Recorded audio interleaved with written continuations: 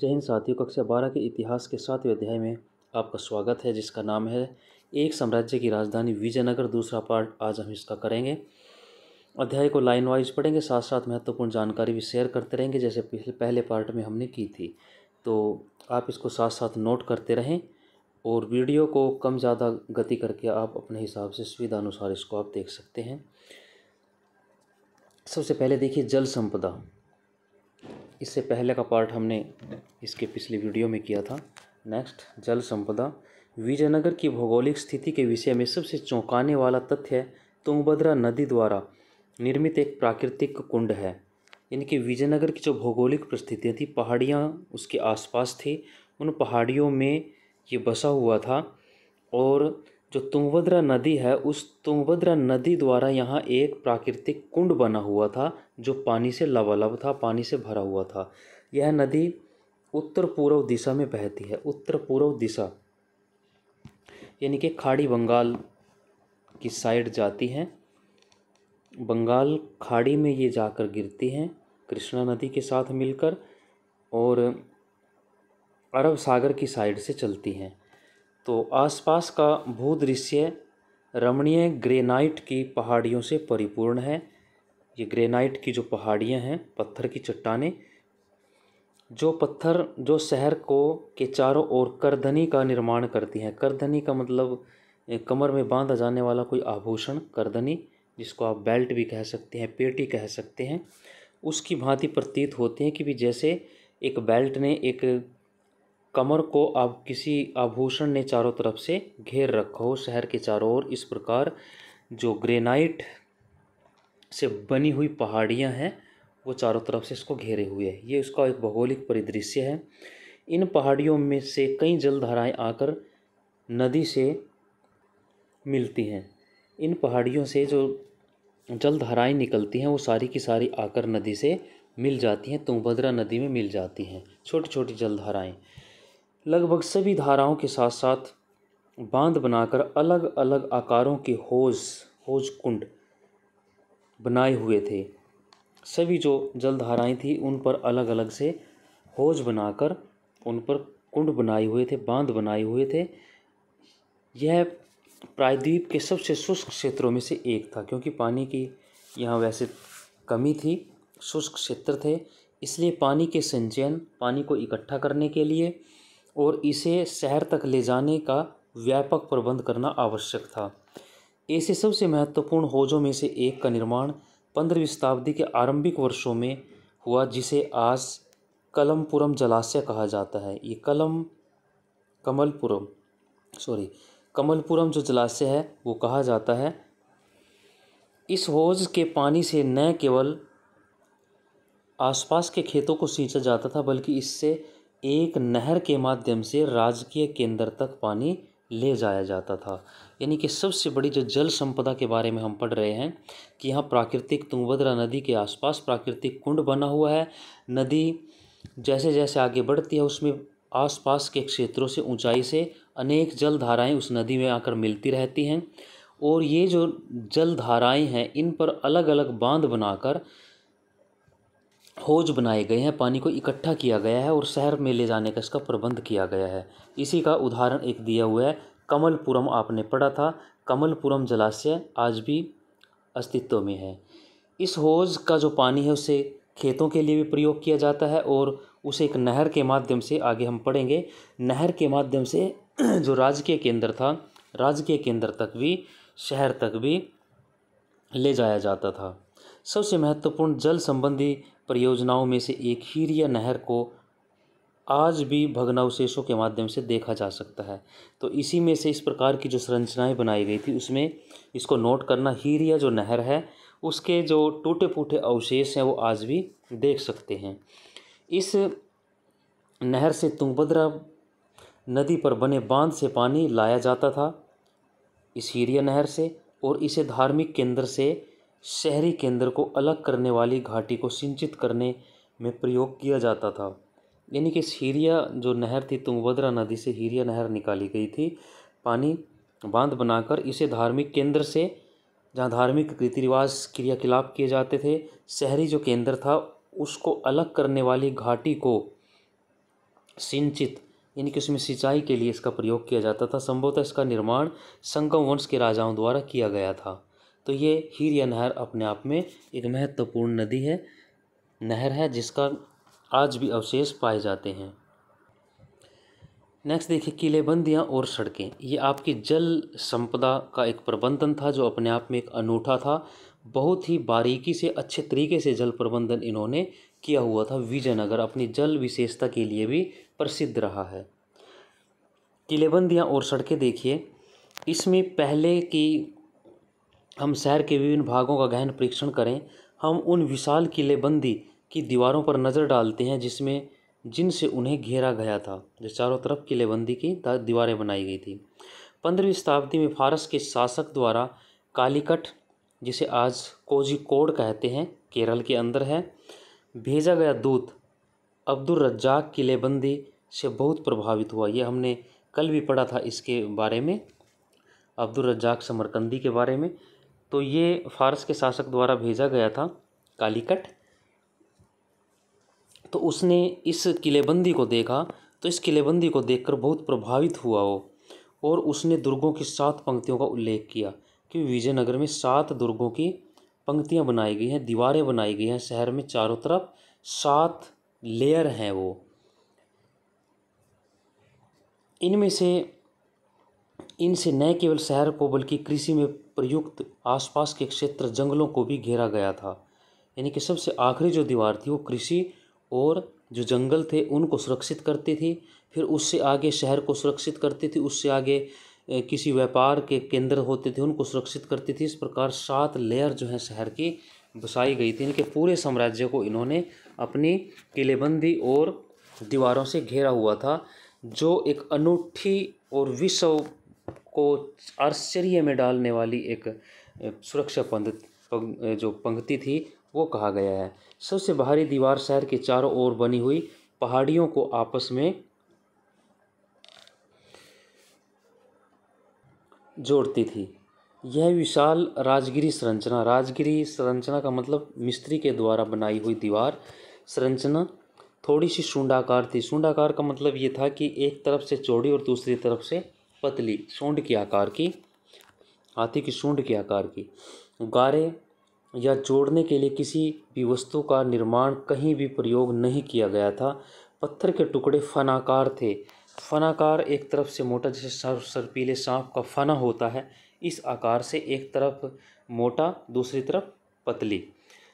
जिससे सांप पीछे से पतला होता, आगे जब वो फन फैला ले तो आगे से चौड़ा होता है। इस प्रकार के पत्थर के टुकड़ों को फंसाकर आपस में ये दीवारें बनाई गई थी, जिसके कारण वे अपने स्थान पर टिके रहते थे।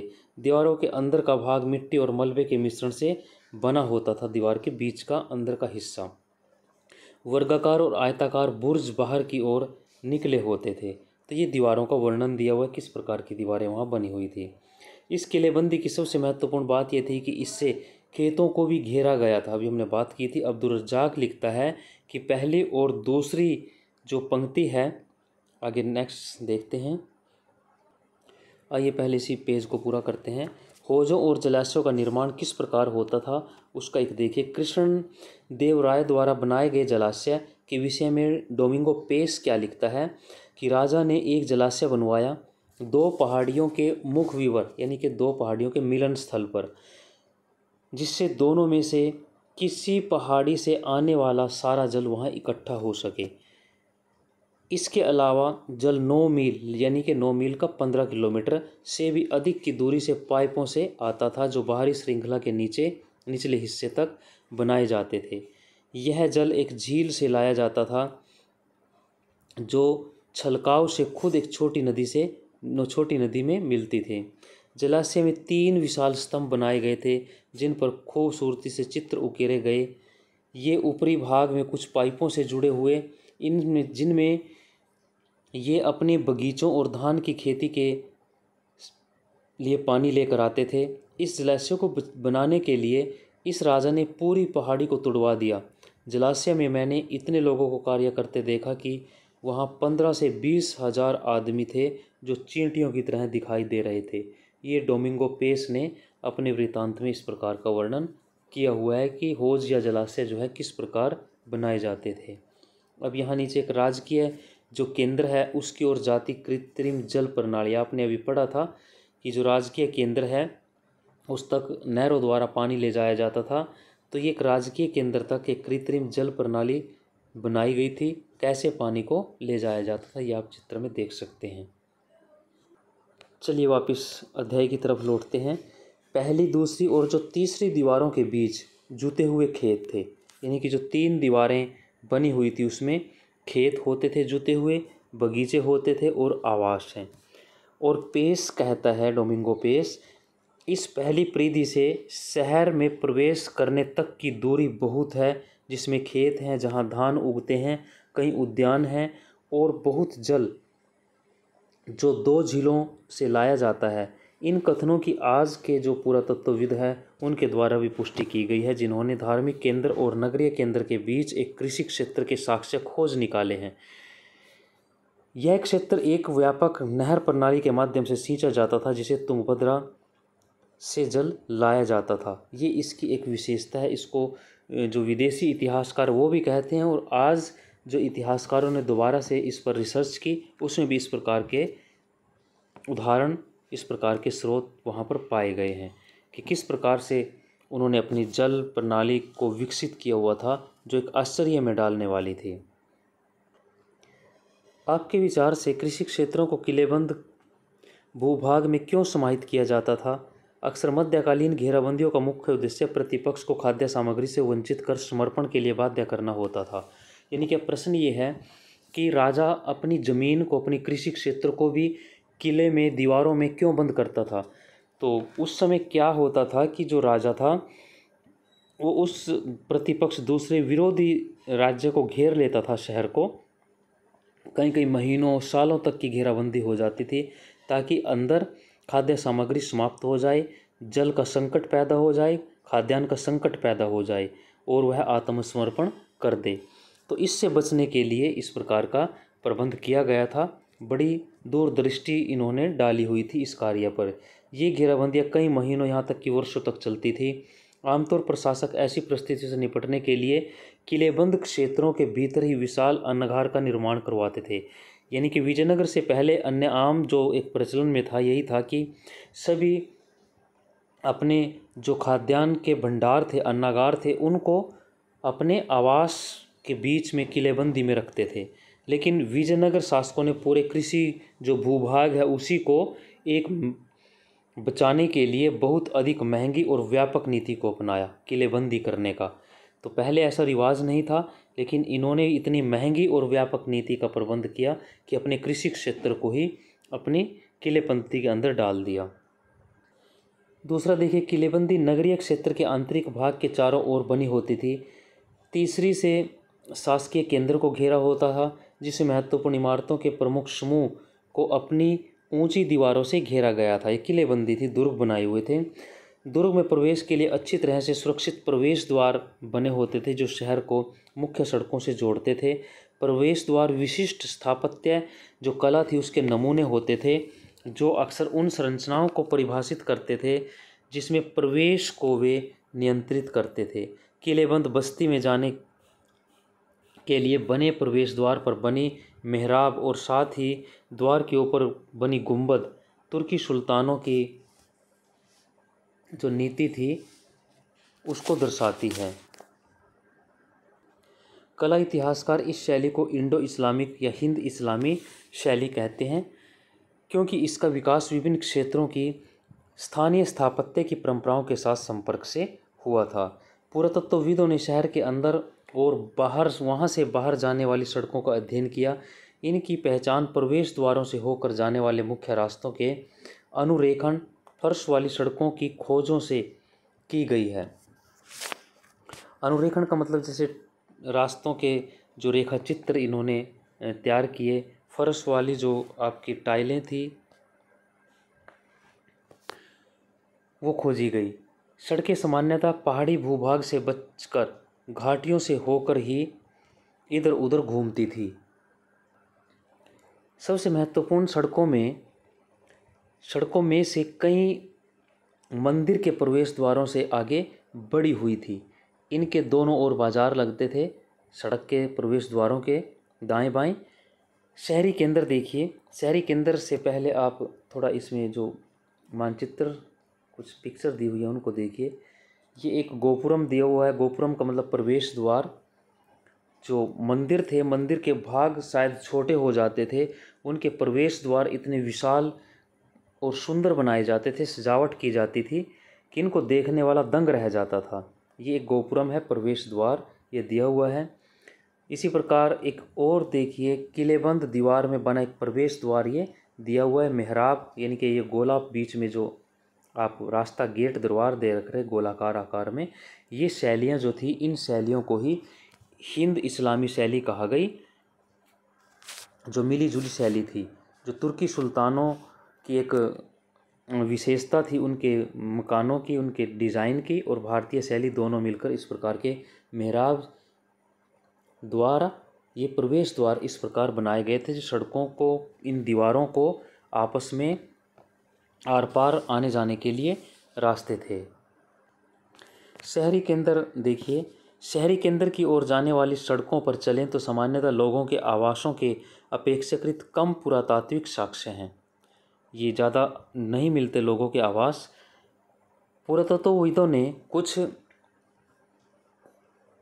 स्थानों, जिनमें शहरी केंद्र का उत्तर पूर्वी कोना भी शामिल है, में परिष्कृत चीनी मिट्टी पाई है। उसका सुझाव यह हो सकता है कि इन स्थानों पर अमीर व्यापारी रहते होंगे, अमीर व्यापारी शायद वहाँ ज़्यादा रहते होंगे। यह मुस्लिम रिहायशी मोहल्ला भी था, यहाँ स्थित मकबरे थे, मस्जिदें थी, उनका बहुत मतलब एक प्रचलन था। फिर भी उनका जो स्थापत्य हम्पी में मिले मंदिरों के मंडपों के स्थापत्य से मिलता जुलता था। हालांकि ये सारा इलाका, महंगे जो बर्तन पाए गए, महंगी चीज़ें वहाँ पर मिली, उससे ये लगा कि अमीर व्यापारी यहाँ रहते होंगे। लेकिन इस इलाके में कुछ मस्जिदें, मकबरे भी थे, जिससे पता लगता था कि मुसलमान भी यहाँ काफ़ी संख्या में रहते थे। सामान्य लोगों के जो आवास थे, जो अस्तित्व में नहीं है, का 16वीं शताब्दी का जो पुर्तगाली यात्री है बरबोसा, वो कुछ इस प्रकार वर्णन करता है कि लोगों के अन्य आवास छप्पर के हैं, यानी कि घास फूस के बने हुए हैं, फिर भी बहुत सुदृढ़ हैं, मजबूत हैं, और व्यवसाय के आधार पर कई खुले स्थानों पर लंबी गलियों में व्यवस्थित बने हुए थे। ये ऐसा बरबोसा ने, पुर्तगाली ने लिखा।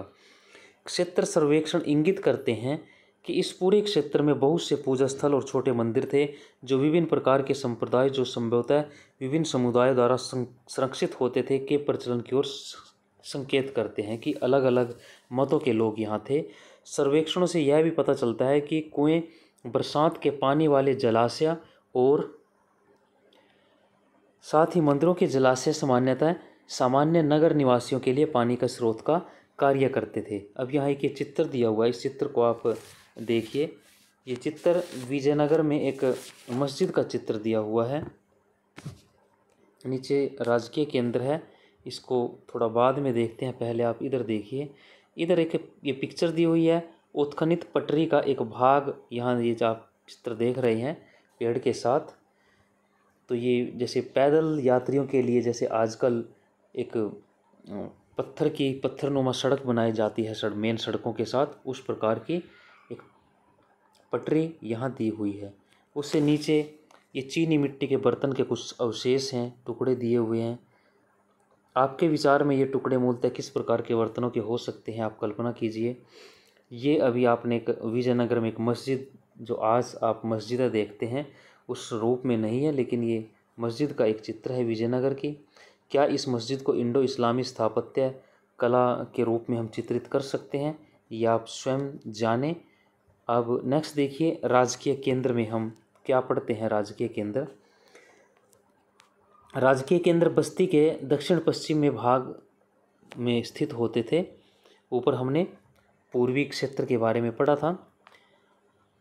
हालांकि इसे राजकीय केंद्र की संज्ञा दी गई। इसमें 60 से अधिक मंदिर सम्मिलित थे।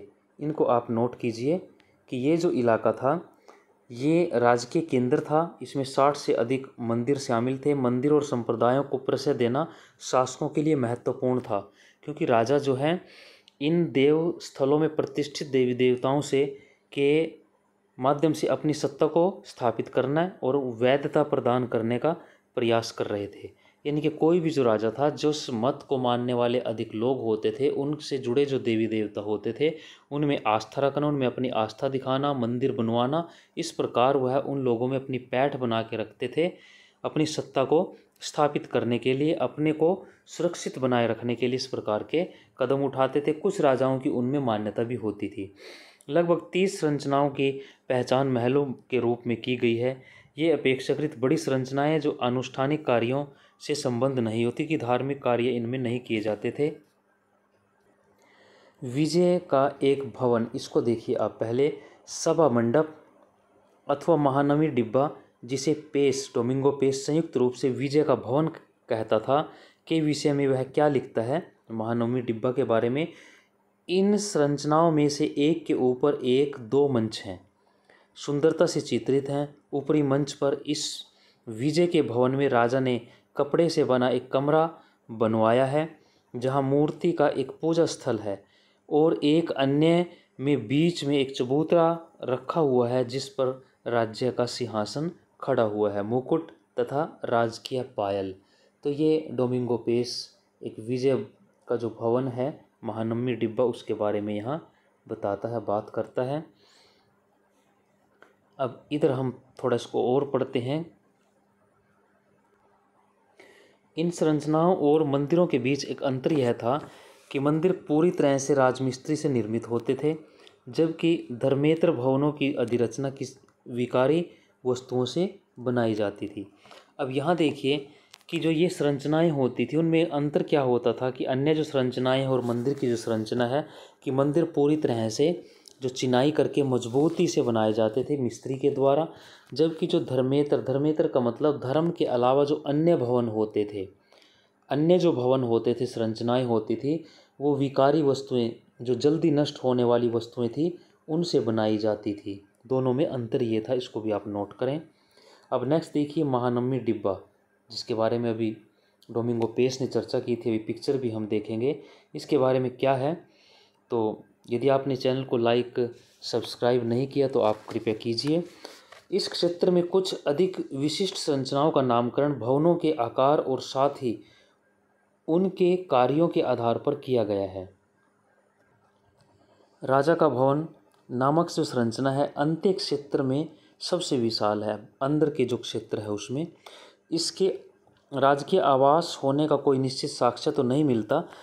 इसके 2 सबसे प्रभावशाली मंच हैं, सामान्यतः जिसे सभा मंडप और महानवमी डिब्बा कहा गया है। इन दोनों को आप एक अलग से प्रश्न इसके हो सकते हैं आपके, सभा मंडप और महानवमी, इस पर ध्यान दीजिए।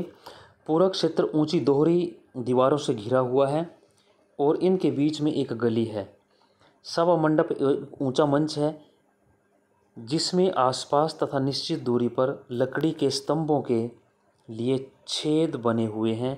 दूसरी मंजिल है जो इन स्तंभों पर टिकी हुई है, तक जाने के लिए सीढ़ी बनी हुई थी।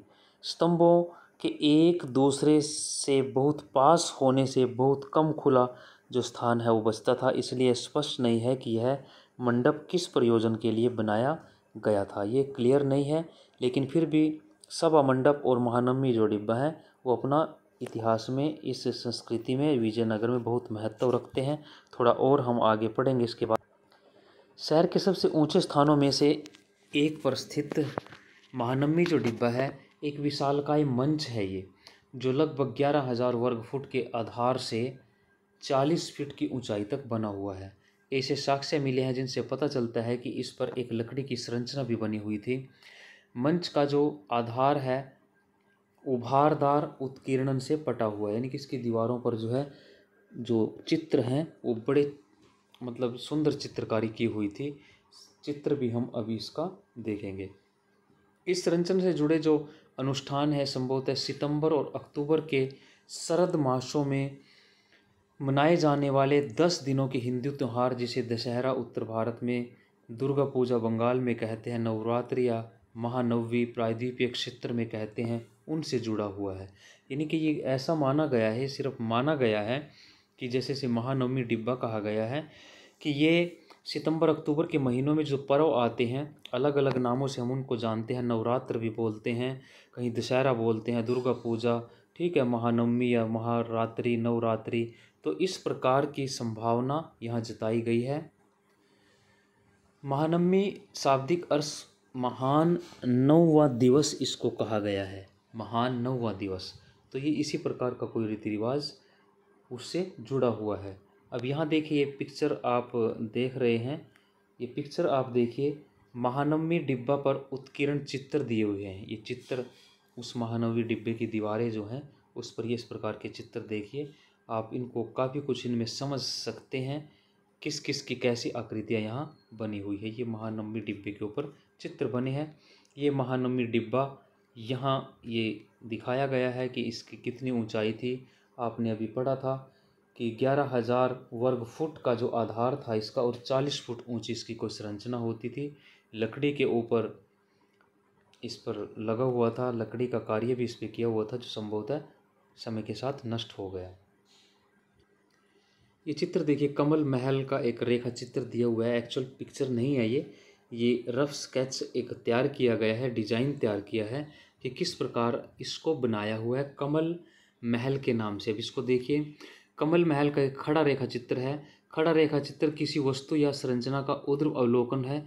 यह हमें उन अभिलक्षणों के विषय में जानकारी देता है जो एक छाया चित्र में नहीं देखे जा सकते।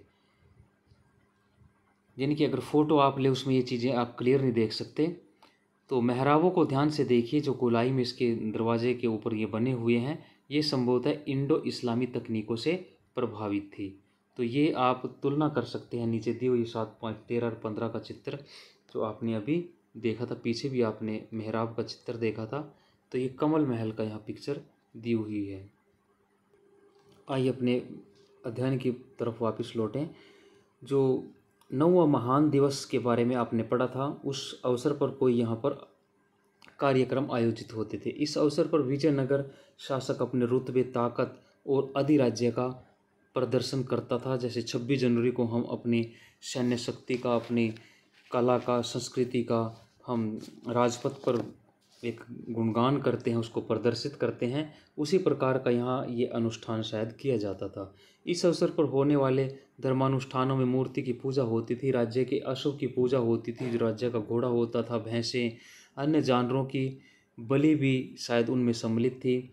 नृत्य, कुश्ती, प्रतिस्पर्धा होती थी, साज लगे जो घोड़े थे, हाथी थे, रथ थे, सैनिकों की शोभा यात्रा, साथ ही प्रमुख जो सेना नायक और अधीनस्थ जो राजा होते थे उनके द्वारा और अतिथियों को दी जाने वाली औपचारिक भेंट इस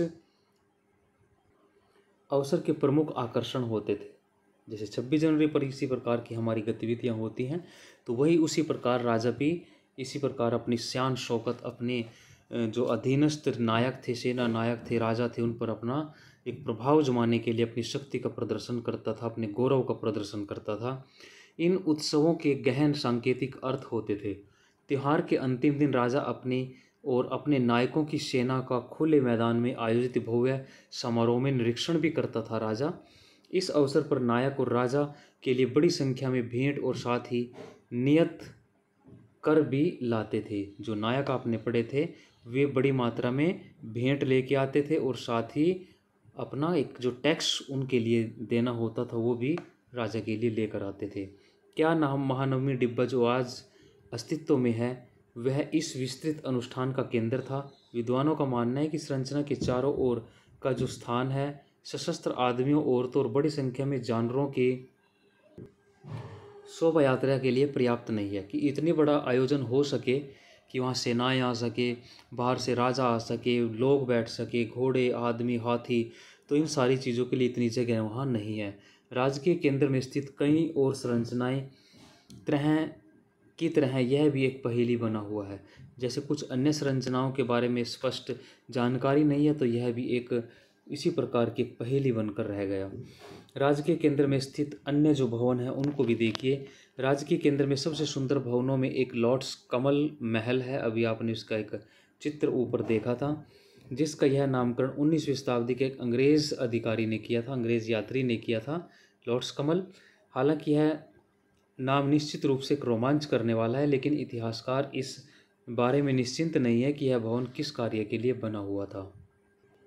कमल महल की एक सूक्ष्म मेहराब का सूक्ष्म चित्रण देखिए, थोड़ा चित्र यहाँ इन्होंने दिया है कि जो ऊपर आपने कमल महल ये आपने देखा था, इनकी जो दीवारें हैं, मेहराब हैं, इनके ऊपर किस प्रकार की सज्जा की गई है, सजावट की गई है, उसकी एक जो मेहराब है उसके ऊपर की पेंटिंग दी हुई है कि कितने सुंदर महीन तरीके से इनको सजाया गया था।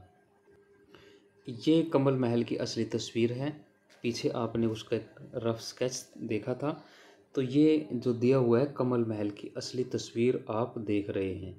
ये इस प्रकार कमल महल बना हुआ था, जो अपनी सुंदरता के लिए विश्व प्रसिद्ध रहा है। अब आगे देखिए, आगे पढ़ते हैं। जो मैकेंजी द्वारा बनाए गए रेखाचित्र मानचित्र से मिलता है, यह है कि एक परिषदीय सदन था जहां राजा अपने परामर्शदाताओं से मिलता था। हालांकि अधिकांश धार्मिक जो केंद्र में स्थित थे, लेकिन राजकीय केंद्र में भी कई होते थे। इनमें से एक अत्यंत दर्शनीय को हजार राम मंदिर के नाम से जाना गया है। तो यहाँ अलग अलग मत हैं कि कोई राजा सुझाव परामर्श के लिए यहाँ इकट्ठे होते थे, तो ये अलग अलग मत इतिहासकारों के दिए हुए हैं। अब यहाँ देखिए, इसमें आप क्या है, हाथियों का अस्तबल का एक खड़ा रेखा चित्र ये ऊपर दिया हुआ है, जहाँ हाथी की एक सेना रहती थी, हाथी रखे जाते थे। नेक्स्ट में अस्तबल का एक नक्शा दिया हुआ है, संरचना समस्त ये नक्शा है, ऊपर वाले में एक रेखा चित्र दिया हुआ है और नीचे असल में दिया हुआ है कि कमल महल के समीप ही हाथियों का अस्तबल था। ऊपर आपने कमल महल का असली पिक्चर देखा था, तो ये असली अस्तबल हाथियों का ये आप चित्र देख रहे हैं। ये नक्शा है उसका और ये ऊपर उसका एक रेखा चित्र दिया हुआ है। इस पिक्चर को आप देखिए, ये हजार राम मंदिर की जो दीवार हैं उसके ऊपर मूर्ति कला की हुई है। एक अत्यंत दर्शनीय आपने पढ़ा था कि जो हजार राम मंदिर उसको कहा जाता है। इस हजार राम मंदिर की जो दीवारें हैं उन पर मूर्ति कला को आप देखिए, अगर आप इसको महीन रूप से देखें तो कितनी सुंदर इन पर आकृतियां आप देख रहे हैं। ये देखिए कितनी स्पष्ट आज भी आप इनको देख सकते हैं। हजार राम मंदिर की जो दीवार हैं उनके ऊपर ये मूर्ति कला को आप कितनी स्पष्ट आप देख सकते हैं।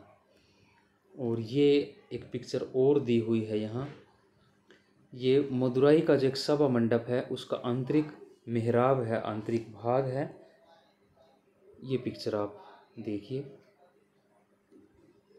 सभा मंडप का एक दृश्य, अंदर का जो दृश्य है उसका मेहराब ये आप देख सकते हैं। अगर इसको आप थोड़ा और बड़ा करके देखें तो कितनी सुंदर भव्यता आज भी ये अपनी गवाह स्वयं दे रही है, अपनी गवाही कि कितनी सुंदर उस समय रही होंगी।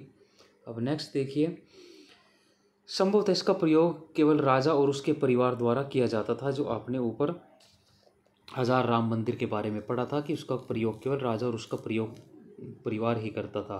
बीच में देवस्थल की मूर्तियां अब नहीं हैं, लेकिन दीवारों पर जो पटल मूर्तियां हैं वो सुरक्षित है। अभी आपने दीवारें उसकी देखी थी।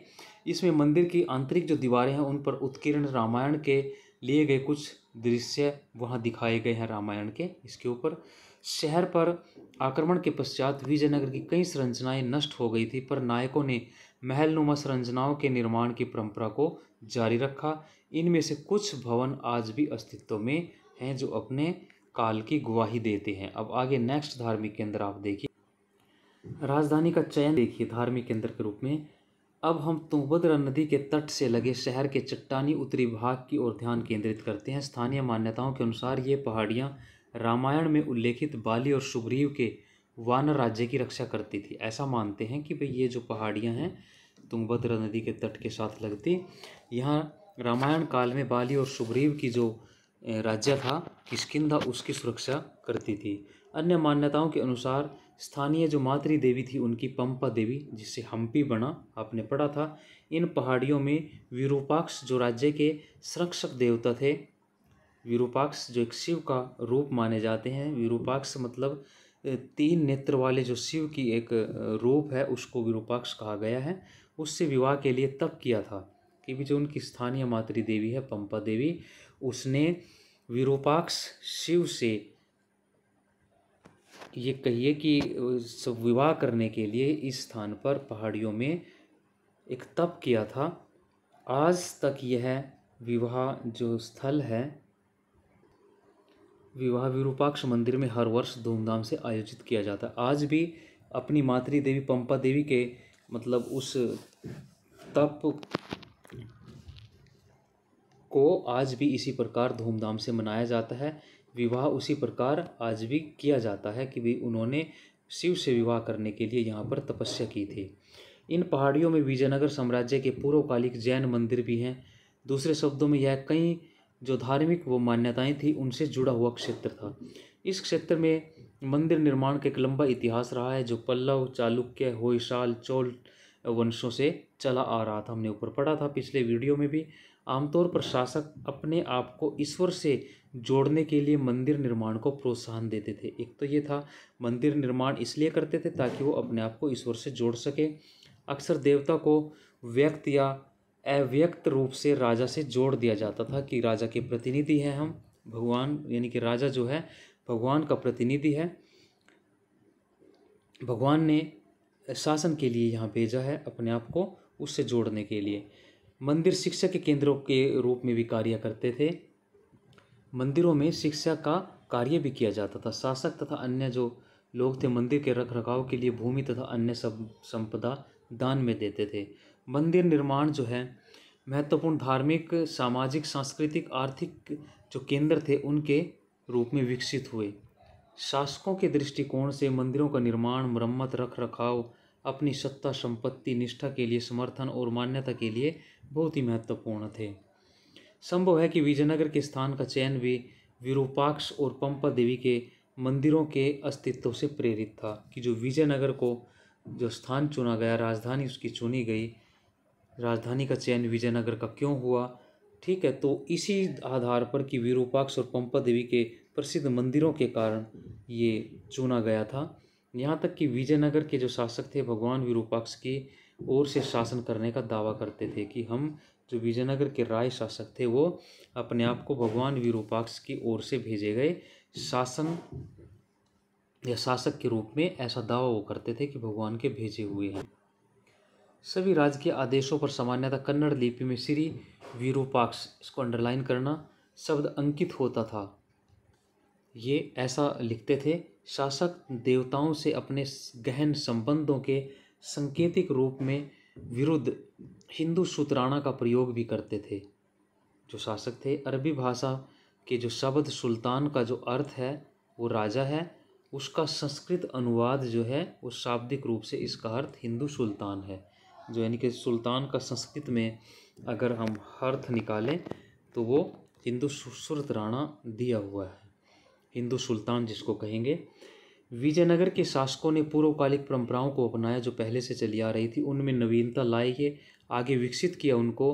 अब राजकीय प्रतिकृति मूर्तियाँ मंदिरों में प्रदर्शित की जाने लगी। राजा की मंदिरों की यात्राओं को महत्वपूर्ण राजकीय अवसर माना जाने लगा, जिन पर साम्राज्य के महत्वपूर्ण नायक भी उनके साथ होते थे। तो नेक्स्ट देखिए, ये एक पिक्चर आप यहाँ देखिए। इस पिक्चर में क्या दिखाया है, ये आकाश से लिया गया एक विरूपाक्ष मंदिर का एक दृश्य है।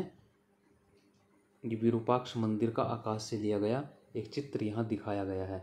आप देख सकते हैं इसको, कितना एक सुंदर आप दृश्य देख रहे हैं।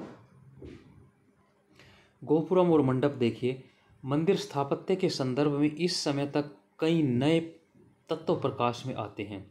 इनमें विशाल स्तर पर बनाई गई संरचनाएं जो राजकीय सत्ता की द्योतक भी थी, राजकीय सत्ता को प्रदर्शित करती थी, शामिल थी। इनका सबसे अच्छा उदाहरण राय गोपुरम चित्र 7.60 इसमें दिया हुआ है, राजकीय प्रवेश द्वार है। हमने पीछे देखा था इसको, जो अक्सर केंद्रीय देवालयों की मीनारों को बोना कराते थे। यानी कि इतने बड़े बड़े गोपुरम के बनाए गए थे, यानी कि मंदिर के प्रवेश द्वार, जिसमें जो मंदिर था, केंद्रीय जो भाग था जहाँ भगवान की प्रतिमा रखी जाती थी, वो छोटे हो गए, बौने हो गए, और उनके जो प्रवेश द्वार थे विशालकाय हो जाते थे, बहुत बड़े हो जाते थे। लंबी दूरी से ही मंदिर। अब इसको थोड़ा आगे नेक्स्ट बाद में देखते हैं, पहले इसी को समझिए यहाँ क्या दिया हुआ है। और ये एक विरूपाक्ष मंदिर का नक्शा देखिए, ये नक्शा दिया हुआ है। विरूपाक्ष मंदिर अधिकांश वर्गाकार जो संरचनाएं हैं देवस्थल हैं। 2 प्रमुख प्रवेश द्वार इसमें काले रंग के दिए हुए हैं। प्रत्येक छोटा बिंदु एक स्तंभ को दिखाता है। वर्गाकार आयताकार ढांचे में व्यवस्थित स्तंभों की पंक्तियां प्रमुख सभागारों, मंडपों और बरामदों को विभाजित करके दिखाई देती हैं। अब थोड़ा इसको आप समझिए। इसमें ये जलाशय दिया हुआ है, ये गेट दिए हुए हैं, इनके द्वार दिए हुए हैं जो ब्लैक कलर के हैं। ये बिंदु से आप देख रहे हैं हर जगह डॉट के स्तंभ हैं, पिल्लर जिनको कहेंगे, ये इस प्रकार के बने हुए हैं। ये देवालय यहाँ बना हुआ है।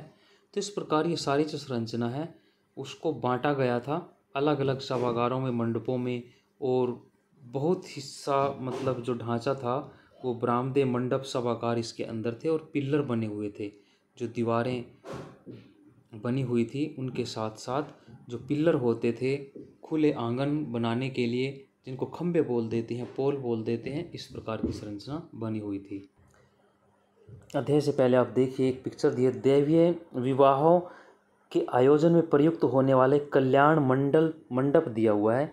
ये देखिए यहाँ पर, मतलब जो केंद्रीय मंडप को कल्याण मंडप कहा जाता था। केंद्रीय जो बीच का जो भाग होता था उस केंद्रीय मंडप को कल्याण मंडप कहा जाता था, जो दैवीय विवाहों के आयोजन में प्रयोग किया जाता था। ये इसकी एक पिक्चर दी हुई है, ये पिक्चर आप देख सकते हैं। और इधर आप मूर्तियों वाले स्तंभ का एक रेखा चित्र देखिए। कितने जो दीवारें होती थी उन पर किस प्रकार से ये रेखा चित्र है, असल का नहीं दिया हुआ है। रेखा चित्र में किस प्रकार की जो आकृतियाँ बनाई जाती थी इसको आप देख सकते हैं। ये बिल्कुल साफ़ सुथरी आप देख रहे हैं। तो अब आप अध्याय की तरफ लौटते हैं। ये संभवतः शासकों की ताकत की याद दिलाते थे, जो इतनी ऊंची मीनारों के निर्माण के लिए आवश्यक संसाधन, तकनीक, कौशल जुटाने में सक्षम थे। क्या दिखाया गया है कि जो आप गोपुरम पढ़ा आपने कि मंदिर के जो मुख्य भाग होते थे वो छोटे हो जाते थे, बौने हो जाते थे, और उनके जो गोपुरम थे, प्रवेश द्वार थे, वो इतने विशालकाय हो जाते थे। तो ये क्या थे? शासक अपनी ताकत को दिखाने के लिए इन ऊंची मीनारों का निर्माण करवाते थे ताकि उसमें इतने संसाधन लगे दिखाई दें, तकनीक, कौशल की भी, कैसे इतने विशाल पत्थरों को इतनी ऊंचाई पर कैसे ले जाया गया, कैसे इनको बनाया गया। अन्य विशिष्ट जो अभिलक्षण है उनमें मंडप, लंबे स्तंभों वाले गलियारे जो अक्सर मंदिर परिसर में स्थित देवालयों के चारों ओर बने होते थे सम्मिलित हैं। अब हम 2 मंदिरों को और सूक्ष्मता से देखते हैं, विरूपाक्ष मंदिर और विट्ठल मंदिर। देखिए इन दोनों मंदिरों के बारे में थोड़ा और जानते हैं। विरूपाक्ष मंदिर का निर्माण कई शताब्दियों में हुआ। हालांकि अभिलेखों से पता चलता है कि सबसे प्राचीन मंदिर 9वीं 10वीं शताब्दी का था। विजयनगर साम्राज्य की स्थापना के बाद इसे कहीं अधिक बड़ा किया गया था। मुख्य द्वार के सामने एक बड़ा मंडप कृष्णदेवराय ने बनाया था अपने राज्यारोहण के उपलक्ष्य में, जब वो राजा बने। इसे सूक्ष्म दृष्टि से उत्कीर्ण स्तंभों से सजाया गया था, जैसे भी आपने देखे थे। पूर्वी गोपुरम के निर्माण का श्रेय भी उसी के द्वारा किया जाता है। इन परिवर्तनों का अर्थ यह है कि केंद्रीय देवालय पूरे परिसर के एक छोटे भाग तक सीमित रह गया। इनके केंद्रीय जो देवालय है जहाँ भगवान की मूर्ति है वो छोटा भाग हो गया, और ये अन्य जो गोपुरम हैं, अन्य जो उसके चारों तरफ की संरचनाएं थी वो उससे विशालकाय बड़ी हो गई थी। मंदिर के सभागारों का प्रयोग विविध प्रकार के कार्यों के लिए होता था। इनमें से कुछ ऐसे थे जिनमें देवताओं की मूर्तियां, संगीत, नृत्य और नाटकों के विशेष कार्यक्रम को देखने के लिए रखी जाती थी। अन्य सभागारों का प्रयोग देवी देवताओं के विवाह के उत्सव पर आनंद मनाने के लिए, कुछ अन्य का प्रयोग देवी देवताओं को झूला झुलाने के लिए किया जाता था। इन अवसरों पर विशिष्ट मूर्तियों का प्रयोग होता था जो छोटे केंद्रीय देवालयों की में स्थापित मूर्तियों से अलग होती थी। तो यहाँ पर ये इसी प्रकार का एक विट्ठल जो आपने विरूपाक्ष मंदिर के बारे में पढ़ा था। तो विरूपाक्ष मंदिर जो है वे मुख्य रूप से हम्पी कर्नाटक में जो हम पढ़ रहे हैं, भगवान शिव का एक रूप की एक विरूपाक्ष जिसको कहा गया, त्रिनेत्र शिव जिसको कहते हैं, उसकी एक संरचना यहाँ मंदिर है। 2 मंदिर इसके पाए जाते हैं। एक पट्टदकल कर्नाटक में विरूपाक्ष मंदिर है, लेकिन हम यहाँ सिर्फ हम्पी जो कर्नाटक का शिव मंदिर है विरूपाक्ष मंदिर, उसके बारे में हमने ये सारा कुछ पढ़ा है। अब दूसरा देखिए देवस्थल विट्ठल मंदिर। पहला हमने विरूपाक्ष मंदिर पढ़ा था जो भगवान शिव के मंदिर थे हम्पी कर्नाटक में। अब दूसरा हम पढ़ रहे हैं विट्ठल मंदिर। ये भी एक रोचक है। यहाँ के जो प्रमुख देवता विट्ठल थे, जो सामान्यतः महाराष्ट्र में पूजे जाने वाले विष्णु के एक रूप के रूप में जाने जाते हैं।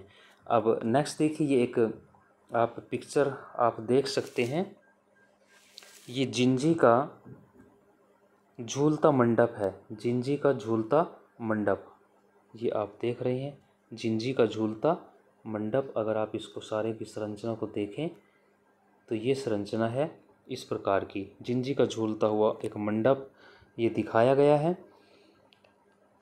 इस यहीं साथ में एक ये और संरचना भी दी हुई है। विट्ठल मंदिर का रथ देखिए आप, इसको हमारी मुद्रा जो है कहीं नोट पर भी शायद 50 रुपये का जो हमारा नोट होता है शायद उसके ऊपर यही एक संरचना बनी होती है, विट्ठल रथ मंदिर। जो विट्ठल रथ मंदिर है ये हम्पी कर्नाटक में भगवान विष्णु के अवतार विट्ठल का मंदिर बना हुआ है। 15वीं से 16वीं शताब्दी में विजयनगर के शासकों द्वारा ये बनाया गया था। यहाँ पर प्रतिष्ठित जो पत्थर रथ है जो आप देख रहे हैं, जो मंदिर कई नोटों पर भी हो सकता है ये बना हुआ हो, पुस्तकों के ऊपर भी कई बार इसके चित्र छपे हुए हम दिखाई देखते हैं, ये विट्ठल मंदिर के परिसर में बने हुए हैं। ये महत्वपूर्ण प्रश्न है कि भाई ये कहाँ किस मंदिर में इस प्रकार का रथ मंदिर है ये, तो ये विट्ठल मंदिर है हम्पी कर्नाटक का, इसको आप ध्यान से नोट करें। यहाँ पर एक झूलता हुआ पैविलियन मंडप भी है जो अभी आपने मैप में देखा था, चित्र देखा था, जिंजी का झूलता मंडप। और वहाँ मंदिर में घोड़े बेचते जो फारसी या विदेशी लोग थे उनकी मूर्तियाँ भी बनी हुई है दीवारों पर। तो इस मंदिर में इतनी सारी विभिन्नताएं, इतनी चीज़ें बनी हुई हैं, ये विट्ठल का मंदिर है। इसके अलावा एक प्रसिद्ध मंदिर जो विट्ठलपुर का मंदिर है, उसके अलावा पंढरपुर महाराष्ट्र में भी है। हालांकि वो आपके 12वीं के सिलेबस में यहाँ नहीं दिया हुआ है, लेकिन फिर भी मैं आपको बता दूँ, ये 12वीं के सिलेबस में सिर्फ जो हम्पी कर्नाटक का विट्ठल मंदिर है उसी का जिक्र है। इसके अलावा दूसरा जो है, क्योंकि ये जो विट्ठल स्वामी हैं ये विष्णु के अवतार, तो ये महाराष्ट्र में पूजे जाने वाले हैं, लेकिन विजयनगर के शासकों ने यहाँ भी इनको निर्माण करवाया विट्ठल मंदिर। वैसे मुख्य रूप से पंढरपुर महाराष्ट्र में थे, जो 13वीं शताब्दी में होयसाल शासकों द्वारा बनाया गया था। नेक्स्ट इसमें और भी चीज़ आप जानते हैं, याली नाम का एक जो पशु है उसके बारे में भी जब इनके बारे में आप पढ़ते हैं, वो पढ़ते हैं विजयनगर शैली के जो मंदिर हैं उनमें उत्कीर्ण एक पौराणिक जानवर भी है। वास्तव में ऐसा कोई जानवर नहीं है, लेकिन यहाँ दिखाया गया है जो हाथी घोड़े शेर पक्षियों के मिश्रण से बनाते हैं। कभी हाथी घोड़े को मिलाकर, शेर हाथी को मिलाकर, शेर पक्षी को मिलाकर कुछ अलग अलग मिश्रण से बनाते हैं। वास्तव में ऐसा कोई जानवर नहीं है, एक कल्पना की गई है, इसको याली कहा गया है। तो ये यहाँ पर आपने देखा, ये एक विट्ठल मंदिर का रथ है, और आपने ये अभी पढ़ा था जो जिंजी का एक झूलता मंडप आपने देखा था।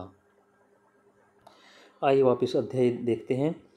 इस देवता की पूजा को कर्नाटक में आरंभ करना उन माध्यमों का द्योतक है जिसमें एक साम्राज्यिक संस्कृति के निर्माण के लिए विजयनगर के शासकों ने अलग अलग परंपराओं को आत्मसात किया। यानी कि जो विट्ठल के बारे में हम पढ़ रहे हैं कि वो महाराष्ट्र में पूजे जाने वाले देवता थे, विष्णु के अवतार, लेकिन इन्होंने विजयनगर में भी उसको अपनाया, क्योंकि कम्युनिकेशन के माध्यम से उन संस्कृतियों के साथ इन्होंने आत्मसात किया। संस्कृति के एक तरह से मंदिर में कई सभागार, रथ के आकार का एक अनूठा भव्य मंदिर भी बना हुआ है। मंदिर परिसरों की एक चारित्रिक विशेषता जो रथ गलियां हैं जो मंदिर के गोपुरम से सीधी रेखा में जाती हैं। इन गलियों का फर्श जो है पत्थर के टुकड़ों से बनाया गया है। इनके दोनों ओर स्तंभ वाले जो मंडप थे जिनमें व्यापारी अपने दुकानें लगाते थे। इस प्रकार नायकों ने किलेबंदी की परंपराओं को जारी रखा। और अधिक व्यापक बनाया। ठीक वैसा ही उन्होंने मंदिर निर्माण की जो परंपराएं हैं उनके संदर्भ में भी ऐसे ही किया। यहाँ तक कि कुछ सबसे दर्शनीय जो गोपुरम है उनका निर्माण भी स्थानीय नायकों द्वारा किया गया था। जैसे आप मदुरई के नायकों द्वारा एक गोपुरम बनाया गया है, इसको आप देखिए कितनी भव्य एक संरचना यहाँ बनाई गई है, कितनी एक कलात्मक दृष्टि से अगर आप इसको देखें तो एक्चुअल में कितनी मतलब महीन वर्क इस पे ऊपर किया हुआ है। ये मदुरई में नायकों द्वारा बनाया गया है गोपुरम है, प्रवेश द्वार है मंदिर का। कितनी ऊंची संरचना, और मंदिर आगे छोटा बौना हो गया, और संरचना जो प्रवेश द्वार है उसका इतना विशाल और भव्य दिया हुआ है। तो इस वीडियो को यहीं समाप्त करते हैं। 10-15 मिनट का नेक्स्ट पार्ट बचा हुआ है, उसको हम अगली तीसरी वीडियो में करते हैं। आशा आपको अच्छा लगेगा। लाइक करें, कमेंट करें और शेयर अवश्य करें। चैनल को सब्सक्राइब करें। धन्यवाद।